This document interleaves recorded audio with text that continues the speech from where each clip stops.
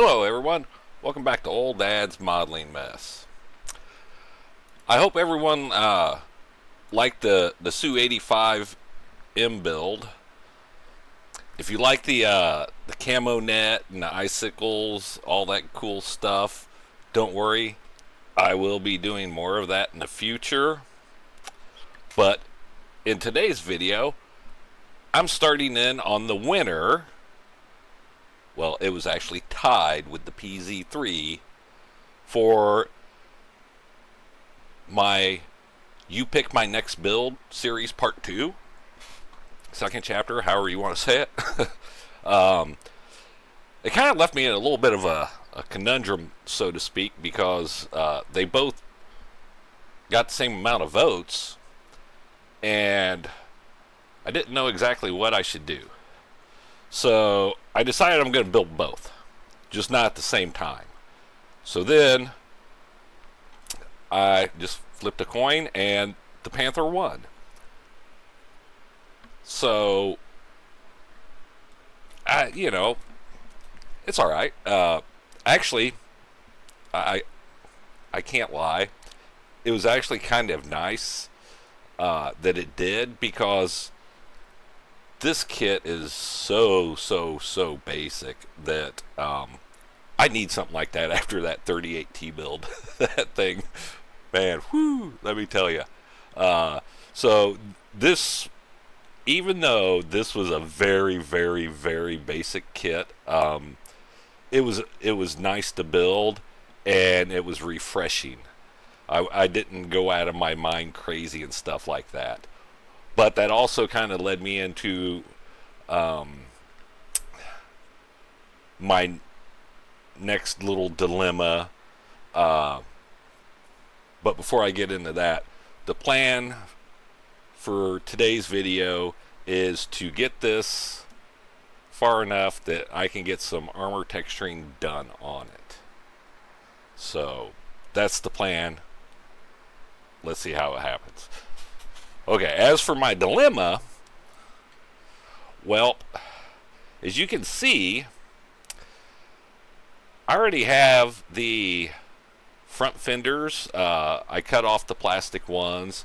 I made my own out of some brass sheet, and I've already filled the holes in the bottom of the hull, and I added just a couple of little patch panels, or covers, whatever you want to call them, to the bottom of it. I did that all off camera because I was like, you guys have seen all that before and everything. And yeah, well, there's no real suspension work to be done here. So it kind of threw me off, because as you can see to my left there of my left arm, that's all the suspension I have to put on here. The road wheels are super easy to put on. They're not like all the other German kits, or anything like that, where you got 5 million of them, and you got to put the tire, you got to put the two halves of the rim together, and then you got to put the tire on the rim and all that. No, this was basic kit. So yeah, I didn't think about recording any of the stuff where I made the fenders, filled the holes, or as you see there on the with the mufflers where I damaged them, I put some dents in there and some rips and tears and stuff like that. I did all that off camera because normal build. Yeah, no, not so normal. It went together so fast. I was like, holy cow. But yeah, in a way though, it's actually good that it happened this way, because yeah, the sponsons, I'll get to those here in a little bit. Hey, Reimagine Models, there's your sad face. That don't look so bad, does it? Or it stands out even more, right? But yeah, that's I filled in all the holes there for the because this is that kit from the early 60s where it had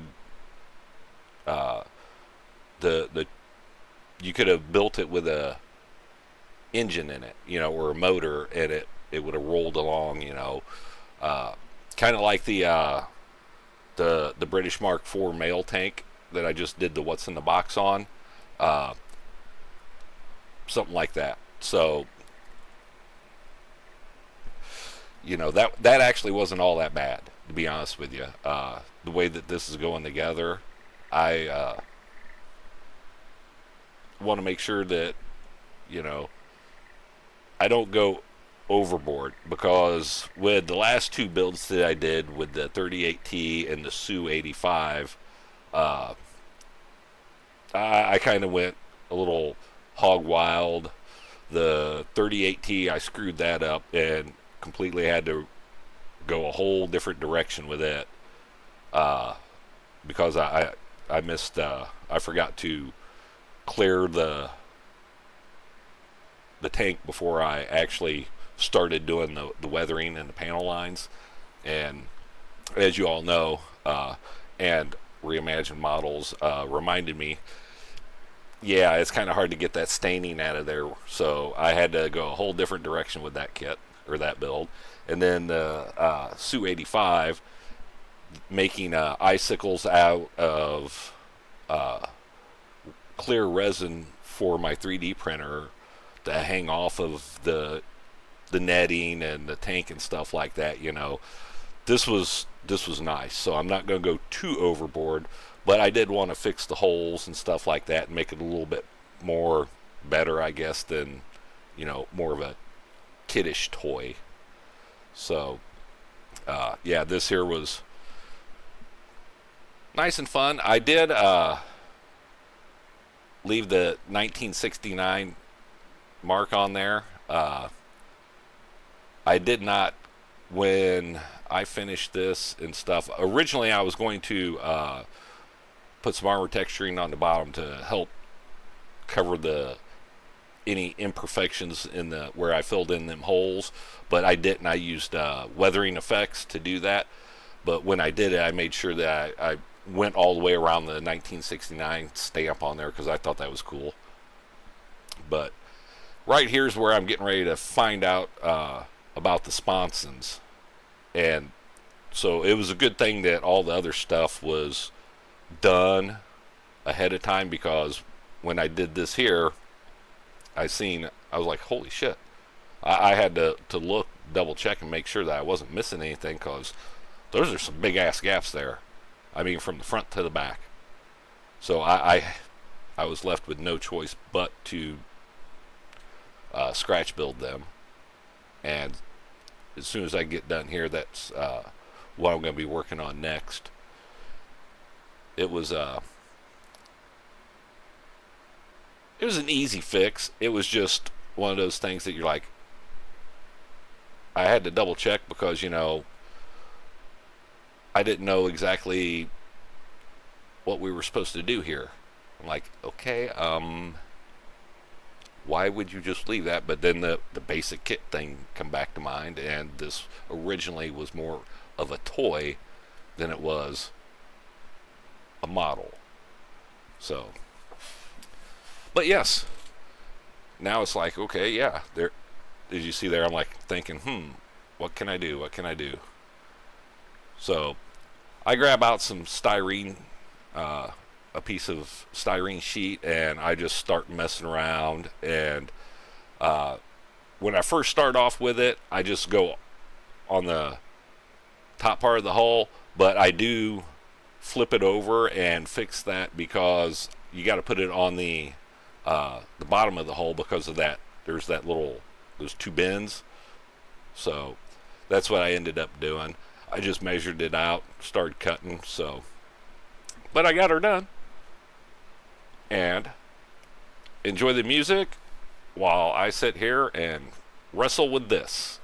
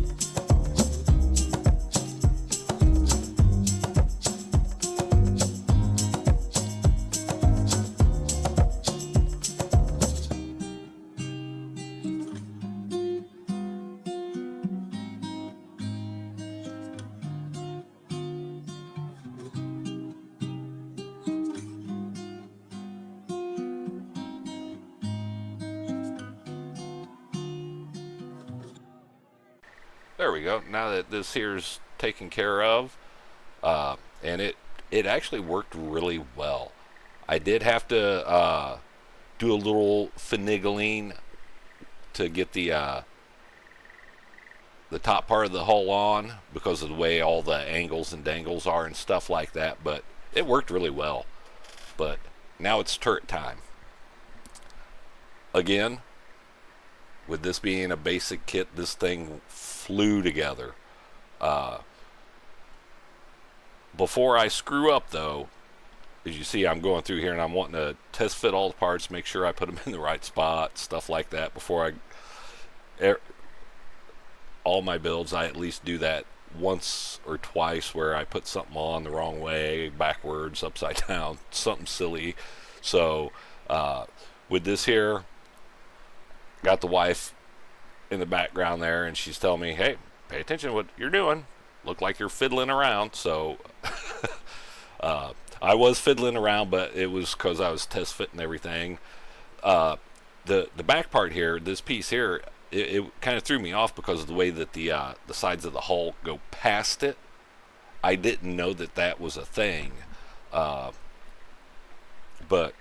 you know, there you go, if you didn't know. they stick past that, uh, which is kind of cool. It's different, that's for sure. But yeah, this kit here is one of those kits that you could, if you did it straight out of the box with minimal uh, extras, you could build and paint this thing in 24 hours easy. Uh, I, I I had to force myself to stop once I got to the armor texturing and got that on, because it was going so fast.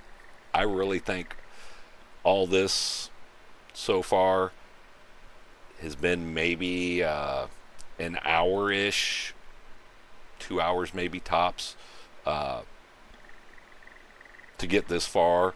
And that's with scratch building that's with defenders, and everything. I didn't put it in here because in the video, but I had some old polyester screen from an old kit. I don't even know where it came from, but I put that underneath the vents there, on the top part of the hull. And yeah, I mean, it was just it went so fast. But like I said, my main goal was to get it set up to where I could get the armor texturing on it and be done with that, and then come back in on my next session, put all the little fiddly bits and shit like that on, and then start painting it and everything. So the commander's cupola here, that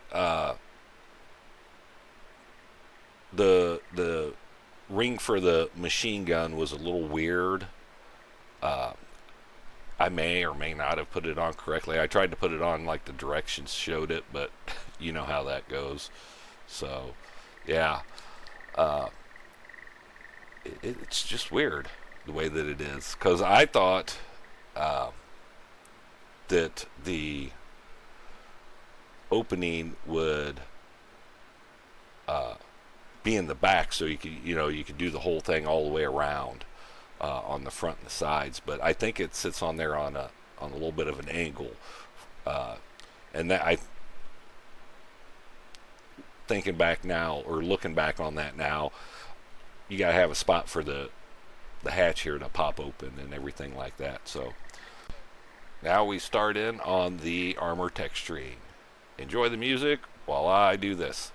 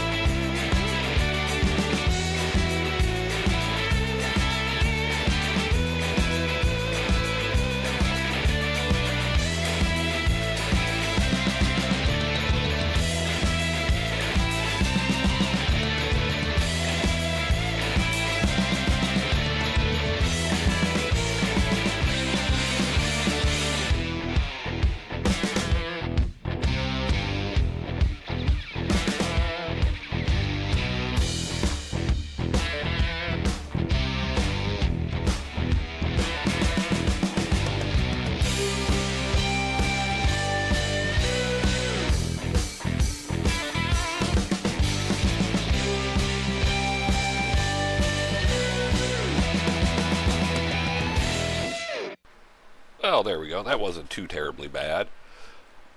As always, thank you guys for watching my videos. If you enjoy this type of content, drop a like and a comment below. This tells YouTube that you guys like watching my videos.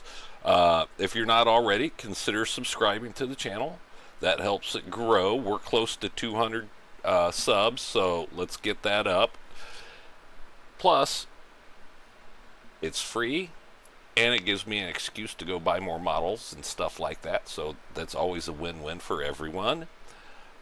We also have a Discord. You can come in. We have channels just to hang out and talk in. You guys, there's a channel for you guys to post your builds in, and we have some absolutely awesome builders in there.